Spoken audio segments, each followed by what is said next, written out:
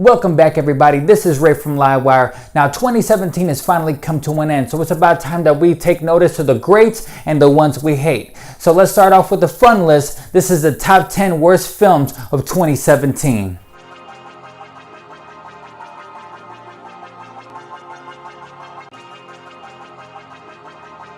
Oh God, oh man. Number 10, I'm gonna have to give it to Alex Kurtzman's The Mummy. Everything went wrong with the idea of this franchise. They tried to do the Avengers thing and they did it all wrong. They gave it to an inexperienced director like Alex Kurtzman, starring Tom Cruise with no real experience on big budget movies. From the IMAX trailer that went wrong, to everything from the special effects to the action scenes to the forced upon world building.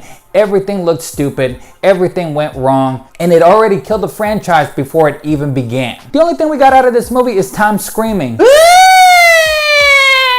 Oh God, oh man. Number 9, Transformers: The Last Knight. Ugh, how does Michael Bay keep doing this stuff? And they keep getting longer and longer and longer. Michael Bay this time had no excuse. He had a full-on writer's room to develop a great story for the Transformers franchise, and he shat the bed once again. His action scenes aren't the problem, it's everything else that's going on with the movie. From the acting, like Anthony Hopkins saying dude, to the storyline, to just the forced racist comedy. Can we just be over with this franchise? Oh God, oh man.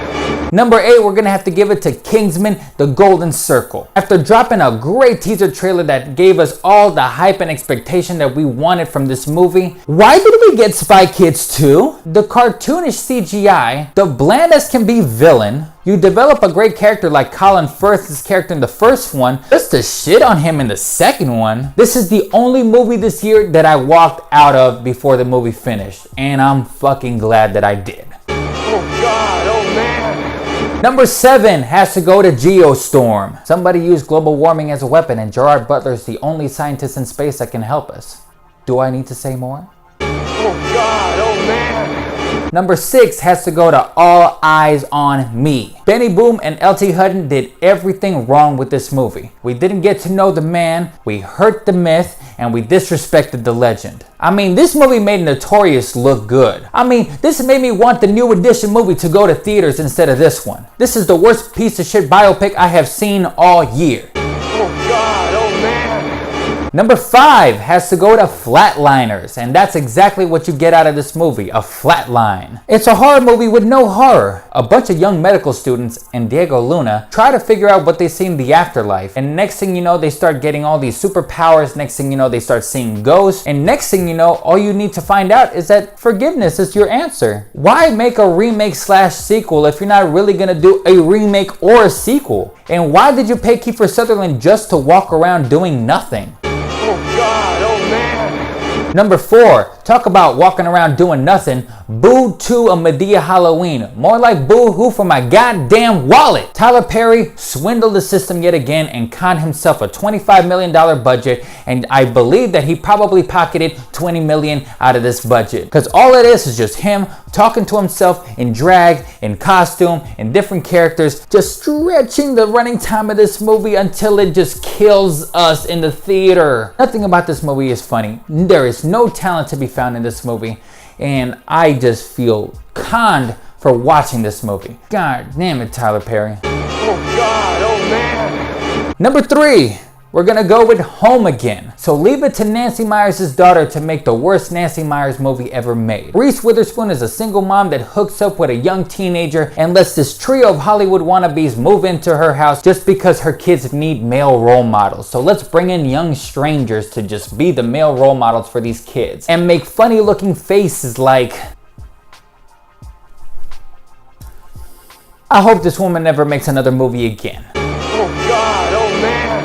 Number 2, I'm probably gonna get a lot of hate from this, but I have to be honest with you. I'm gonna have to give it to Disney's The Beauty and the Beast. What a waste of time and money for such an uninspired live action remake. Why hire actors that can't sing when you can easily find actors that can sing? So I'm gonna have to just accept that Emma Watson is blatantly auto-tuned. Most of the characters are as bland as can be, except for Luke Evans as Gaston. All the special effects look cartoonishly cheap, especially from the Beast, and Dan Stevens doesn't even get to act because he's just covered in crappy CGI. No great musical dance numbers, no weight to the drama, no weight to the action, no weight to the romance, no weight to anything. This is just a waste of a remake, the worst remake that Disney has done, and this is just worse than Maleficent. Oh God, oh man.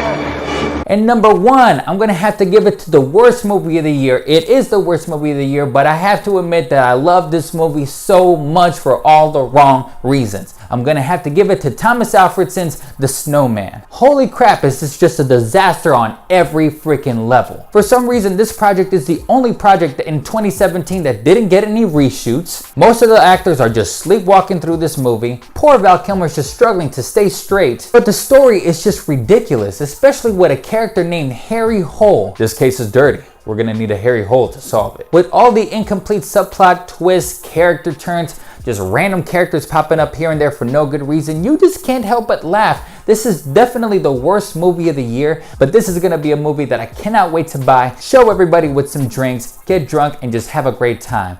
But number one, The Snowman from Thomas Alfredson is the worst movie of 2017. Well, once again, guys, thanks for watching. If you like what you see here, click like at the bottom. Go to our SoundCloud page for our more extensive reviews. We hope to see you again in 2018. And once again, thanks for watching.